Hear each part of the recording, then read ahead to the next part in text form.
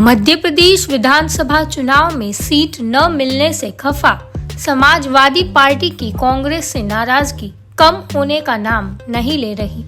हालांकि दावा किया जा रहा है कि लोकसभा चुनाव से पहले दोनों दलों के बीच खटास कम हो जाएगी और इंडिया गठबंधन एकजुट होकर चुनाव लड़ेगा। बावजूद इसके दोनों दल प्लान 2 पर भी काम कर रहे हैं।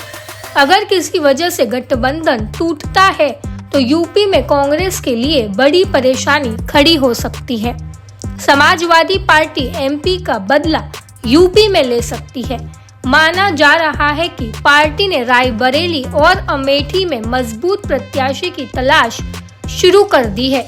वहीं कांग्रेस भी सैफई परिवार के लिए एक सीट छोड़कर बाकी सीटों पर चुनाव लड़ने की तैयारी में है।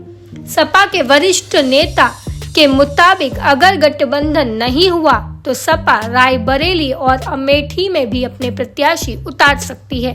रायबरेली कांग्रेस की शीर्ष नेता सोनिया गांधी का संसदीय क्षेत्र है, तो वहीं अमेठी से राहुल गांधी चुनाव लड़ते रहे हैं।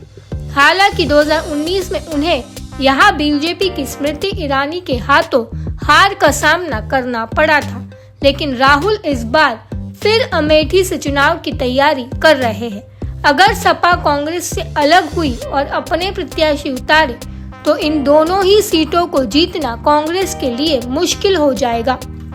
खबरों के मुताबिक समाजवादी पार्टी रायबरेली में ऊंचाहार से विधायक मनोज पांडे के नाम पर विचार कर रही है, तो वहीं अमेठी के लिए गौरीगंज से विधायक राकेश प्रताप सिंह के नाम पर भी विचार कर रही है। अब तक इन दोनों सीटों पर सपा अपने प्रत्याशी नहीं उतारती थी।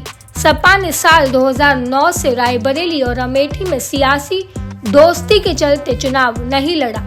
इसी तरह कांग्रेस भी यादव परिवार की सीटों पर प्रत्याशी उतारने से परहेज करती आई है। इस बार सपा कांग्रेस से फ्रेंडली चुनाव लड़ने के मूड में नहीं है। अगर यूपी में गठबंधन टूटता है तो सपा रायबरेली और अमेठी में प्रत्याशी उतार सकती है। ऐसे में अगर दोनों दल एक दूसरे के गढ़ में चुनाव लड़ते हैं तो कांग्रेस को ज्यादा नुकसान हो सकता है। अमेठी रायबरेली में सपा का कांग्रेस से ज्यादा जनाधार है। अमेठी की 5 विधानसभा में से 2 पर सपा का कब्जा है, जबकि कांग्रेस का एक भी विधायक नहीं है।